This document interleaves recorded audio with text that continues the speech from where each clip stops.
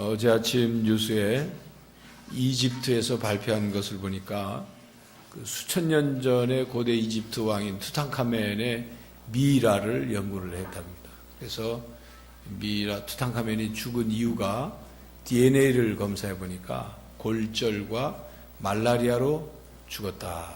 그런 연구 결과를 발표했습니다. 그 고대 이집트 왕의 투탕카멘의 무덤을 발굴할 당시에 큰 무덤에 여러 종류의 씨앗들이 있었습니다. 마늘도 나오고 씨앗들이 있었습니다. 여러분, 여기서 잠깐 여러분이 한번 물어보겠습니다.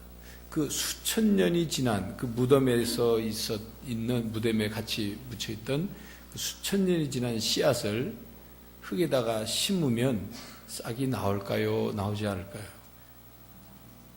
예. 정답을 곧 말씀드릴게요. 우리나라 국립수목원에서 그 무덤에 있던 완두콩 씨앗 5개를 얻어다가 그 중에 2개를 심었습니다. 그 싹이 나왔어요. 2007년도 보고에 의하면 그 싹을 심어서 완두콩의 열매가 1,500개의 열매를 거두고 그 완두콩 모종이 200개 정도로 늘어났습니다. 그 피라미드에 있는 완두콩은 일반 완두콩 꽃은 흰색인데 그 피라미드 완두콩은 꽃이 분홍색이고 그 꼬투리라고 그러죠. 완두콩이 맺는 꼬투리가 보라색인 그런 완두콩이다. 이렇게 지금도 수목원에 가면 그 전시가 됐답니다. 네.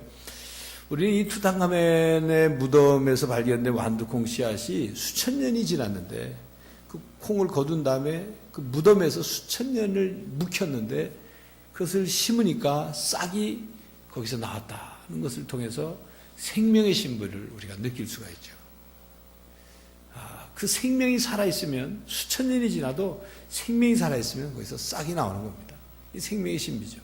또 한 가지 이 투탕카멘의 완두콩을 심어서 싹이 나왔다는 내용을 통해서 만약 그 완두콩을 무덤에다 그냥 뒀다면 그냥 그 완두콩 그 하나를 그뿐이죠. 아니면 땅에 심지 않고 보관을 했다면 아마 어느 박물관 전시실에 투탕카멘 무덤에서 나온 완두콩 씨앗 이래가지고 그냥 유리관 속에만 있을 겁니다. 근데 그걸 땅에다 심었더니 완두콩이 열매를 맺고 수확을 거두게 되죠. 요한복음 12장에 있는 예수님의 말씀이 떠오르는 그런 내용입니다. 내가 진실로 진실로 너희에게 이르노니 하나님의 미랄이 땅에 떨어져 죽지 아니하면 그대로 있고 죽으면 많은 열매를 맺느니라 하는 말씀. 그리고 12장 25절에 이어서 자기 생명을 사랑하는 자는 잃어버릴 것이요 이 세상에서 자기의 생명을 미워하는 자는 영생하도록 보존하리라 하신 이 예수님의 말씀을 우리는 떠오르는 장면입니다. 그런데 이 예수님의 이 말씀은 요한복음 12장 24절 25절 이 말씀은 단지 미랄의 씨앗을 들어서 생물학을 가르치려고 하신 예수님의 의도가 아니죠. 이 미랄에 대한 말씀은 예수님이 십자가에 죽으실 것에 대한 말씀입니다. 또 십자가의 진리를 가르치려고 하신 말씀입니다. 여러분, 이 봄의 계절이 시작되는 3월의 첫 주일 아침입니다. 겨우내 땅속에서 잠자고 있던 그런 나무들이 혹은 씨앗들이 딱딱한 땅을 헤집고 생명이 움트는 계절이죠. 생명의 신비가 펼쳐지는 계절이 3월입니다. 뿐만 아니라 이 3월은 우리에게 영원한 생명을 주시려고 이 땅에 오셔서 십자가에 죽으시고 그리고 우리를 위해 구원을 이루신 그 예수님을 기억하고 예수님이 걸어가신 그 고난과 십자가 길을 함께 따라가고자 하는 그런 계절이 사순절입니다. 우리는 이 예수님의 죽음의 십자가, 이 죽음의 십자가를 통해서 생명과 구원의 복음을 바르게 깨달아야 하는 것입니다. 여러분, 우리가 성경의 내용을 통해서 우리가 꼭 가져야 될 4가지 신앙이 있습니다. 성경의 내용을 통해서 꼭 가져야 될 4가지 신앙이 있는데 그 첫 번째 신앙은 창조신앙이에요. 하나님이 이 세상을 창조하셨는데 무에서 유를 창조하셨고 인간을 만드셨다. 만약 하나님이 이 세상을 만드시지 않았다면 하나님과 우리와는 아무 상관없어요. 우리 만들지도 않은 하나님이 이래라 저래라 할 수 없잖아요. 자격이 없는 거죠. 하나님이 이 세상을 창조하셨고 인간을 만드셨는데 그 인간이 하나님에게 불순종해서 죄를 짓고 타락해서 하나님과 멀어졌다. 죽을 운명에 처해졌다. 그러나 하나님이 이 인생을 불쌍히 여겨서 아들 예수 그리스도를 이 땅에 보내주셨고 그 예수 그리스도가 이 땅에서 공생애를 사시고 십자가에 못 박혀 우리 대신 죄값을 치러 죽으심으로 우리의 죄를 용서해 주시고 구원해 주신 누구든지 믿으면 구원을 받는다. 이게 십자가 신앙. 우리가 첫 번째 가져야 될 신앙은 창조 신앙이고 그 창조 신앙의 뿌리에서부터 시작된 십자가 신앙을 가져야 합니다. 예수님께서 십자가에 못 박혀 죽으시고 그냥 끝난 것이 아니라 다시 부활하셨다. 그래서 누구든지 예수님을 구주로 믿는 사람들은 예수님처럼 부활한다. 이게 부활 신앙이죠. 세 번째 부활 신앙. 부활하고 끝난 게 아니라 부활하신 예수님께서 40일 동안 이 땅에 계시다가 하늘로 승천하시면서 내가 너희들이 본 것처럼 내가 다시 이 땅에 심판하러 올 거다 약속하신 것. 그것을 믿는 것. 재림신앙이죠. 예수님께서 다시 오시는 그날 이 세상의 마지막 날 종말이죠. 종말. 그러니까 재림신앙은 다른 말로 종말신앙이라는 거예요. 이 네 가지 창조신앙, 십자가신앙, 부활신앙 이 재림신앙이 우리에게 언제나 분명하게 이 네 개의 신앙을 가지고 있어요. 근데 이 네 개의 신앙이 다 중요하지만 그 중에 특별히 십자가의 신앙을 바르게 가지고 있지 않으면 우리는 구원을 받을 수가 없습니다. 영생을 얻을 수가 없어요. 천국에 들어갈 수 없습니다. 하나님의 자녀가 될 수 없습니다. 우리가 십자가의 신앙을 가지고 하나님의 자녀가 되지 않으면 하나님이 우리를 보호해 주시지도 우리를 인도해 주시지도 않아요. 하나님의 자녀들을 하나님이 보호하시고 인도하시기 때문이죠. 그리고 마지막 날 우리는 부활할 수 없는 겁니다. 그러므로 예수님의 십자가의 죽으심과 십자가 위에서 예수님이 이루신 일에 대해서 우리가 바르게 믿는 이 십자가 신앙은 우리에게 있어서 아주 중요한 것입니다. 이 십자가 신앙을 바르게 그리고 온전하게 갖는 것 이것이 우리들에게 필요합니다. 그때 그런 이 십자가 신앙을 바르게 가질 때 복음의 능력이 또 복음의 풍성함이 우리 속에 가득할 수 있는 것입니다. 사도 바울은 고린도 교회에 편지하면서 바로 이 십자가에 대해서 증거했어요. 십자가 신앙을 갖도록.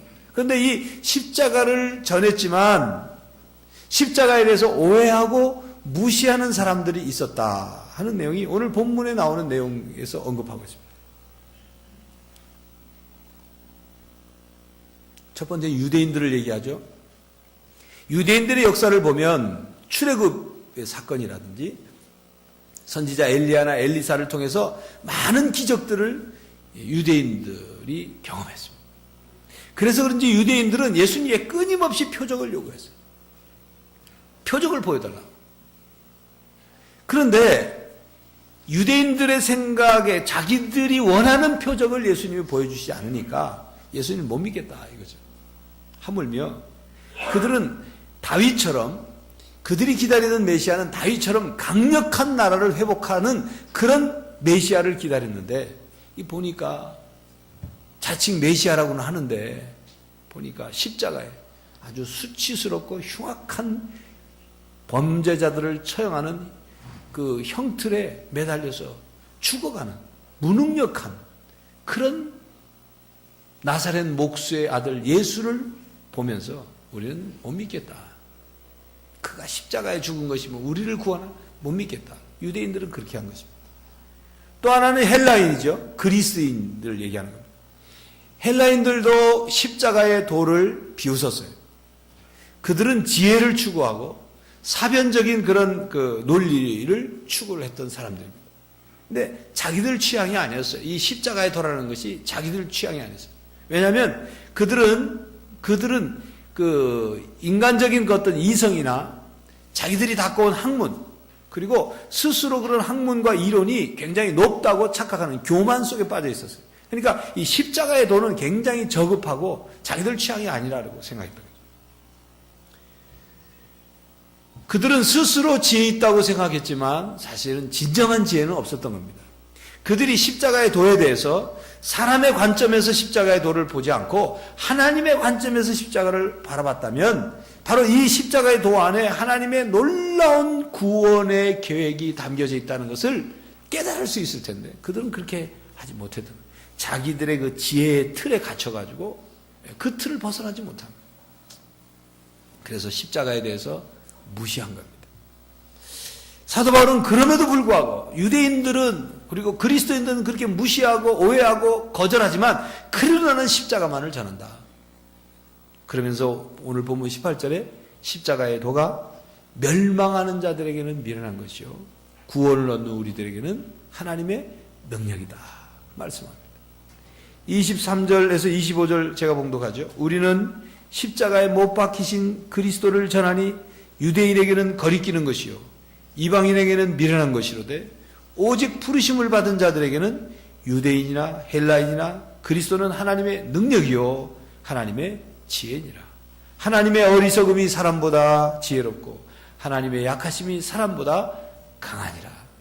하나님의 지혜와 능력이 감히 인간들의 지혜와 능력과 비교할 수 없다는 것을 말씀하고 있습니다. 그러므로 이 땅에 있는 사람들을 그가 멸망할 자인지 구원을 얻은 자인지를 분별할 수 있는 기준은 뭐냐? 십자가에 대한 태도예요. 십자가의 신앙이 바르게 있느냐 없느냐. 사도 바울은 바로 이 십자가의 신앙을 믿음으로 받아들이는 자는 십자가에 달린 그리스도가 하나님의 능력으로 나타나신 것을 믿게 된다. 또한 이렇게 십자가의 신앙을 갖고 예수 그리스도의 십자가의 죽으심이 하나님의 능력이심을 깨닫는 것은 사람의 지혜로는 깨달아지는 게 아니라 하나님의 지혜로만 깨달을 수 있다고 말씀합니다. 그리고 이 지혜는 이 십자가의 능력, 십자가의 도를 깨닫는 지혜는 오늘날도 복음을 전파하는 현장에서 예수님을 알지 못하고 하나님을 믿지 못하는 사람들의 그 심령 속에서 하나님의 능력으로 나타나고 그 사람들을 변화시키고 있다. 이렇게 말씀하고 있는 겁니다. 여러분 러시아에서는